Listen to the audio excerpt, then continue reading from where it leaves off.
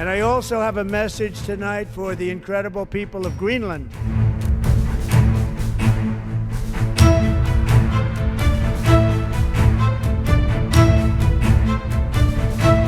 அமெரிக்க அதிபர் டிரம்பின் கிரீன்லாந்து கைப்பற்றும் விவகாரம் குறித்து பெரும் எதிர்ப்பு தெரிவிக்காமல் அமைதி காத்து வரும் ரஷ்யா தற்போது கிரீன்லாந்து குறித்து தனது கருத்தை வெளிப்படுத்தியுள்ளது உலக அளவில் கவனம் பெற்றுள்ளது.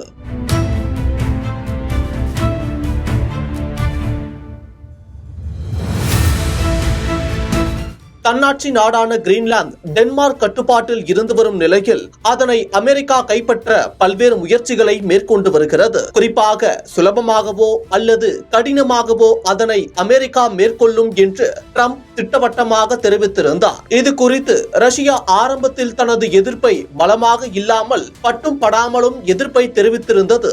ஏனென்றால் உக்ரைனுடனான போர் நேட்டோ நாடுகளுடன் உக்ரைன் இணைவதை தொடர்ந்தே ஆரம்பமானது என்று அனைவரும் அறிந்ததே. இது ஒரு புறம் இருக்க, மறுபுறம் ட்ரம்ப் கிரீன்லாந்து அமெரிக்காவுக்கு வேண்டும் என்று ஒற்றை காலில் நின்று கொண்டு நேட்டோ நாடுகளையே எதிர்த்து வருகிறார். இதனை சாதகமாக பயன்படுத்தி ரஷ்யா தனது ராஜதந்திர விளையாட்டை விளையாடி வருகிறது. உக்ரைன் மீதான ரஷ்யாவின் படையெடுப்பையும் ஆக்கிரமிப்பையும் தடுக்க சென்ற ட்ரம்ப் ரஷ்யா சீனாவுக்கு அஞ்சி கிரீன்லாந்து நாட்டை அமெரிக்கா வசமாக போராடி கொண்டிருக்கிறார். இந்த நிலையில்தான் கிரீன்லாந்து டென்மார்க்கின் இயற்கையான பகுதி அல்ல என்றும் முன்னாள் காலனித்துவ பிரதேசங்கள் தொடர்பான பிரச்சனை மேலும் தீவிரமடைந்து வருவதாகவும் ரஷ்ய வெளியுறவுத்துறை அமைச்சர் செர்ஜியோ லாவ்ரேவ் தெரிவித்துள்ளார். மேலும் கிரீன்லாந்தின் விவகாரங்களில் தலையிடுவதில் ரஷ்யாவிற்கு எந்த ஆர்வமும் இல்லை என்றும் அந்த தீவின் கட்டுப்பாட்டை தன் வசப்படுத்திக் கொள்ள மாஸ்கோவிற்கு எந்த திட்டமும் இல்லை என்பது வாஷிங்டனுக்கு தெரியும் என்றும் அவர் கூறினார். ரஷ்யாவுக்கு எதிராக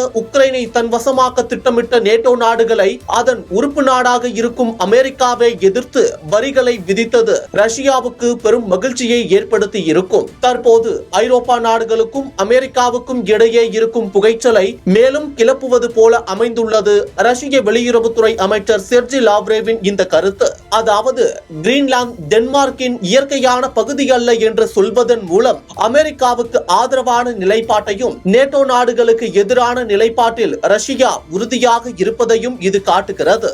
ஏற்கனவே கிரீன்லாந்து விவகாரத்தில் தீவிரம் காட்டி வரும் ட்ரம்ப் ரஷ்யாவின் இந்த கருத்து அதனை ஊக்கப்படுத்துவது போல் இருப்பதால் மேலும் இந்த விவகாரத்தில் ட்ரம்ப் தீவிரம் காட்டுவார் என எதிர்பார்க்கப்படுகிறது. இதன் மூலம் நேட்டோ மற்றும் அமெரிக்காவுக்குள் போர் மேகம் சூழும் அபாயமும் ஏற்படலாம் என அஞ்சப்படுகிறது. உலகின் வல்லரசு நாடுகளான ரஷ்யா மற்றும் சீனாவே அமெரிக்காவின் இந்த ஆக்கிரமிப்பு விவகாரத்தில் கடும் எதிர்ப்பை காட்டாமல் அமைதி காத்து வருவது வளர்ந்து வரும் ஏழ்மையான நாடுகளுக்கு பெரும் சிக்கலை ஏற்படுத்தும் என்பதில் எந்த ஒரு சந்தேகமும் இல்லை.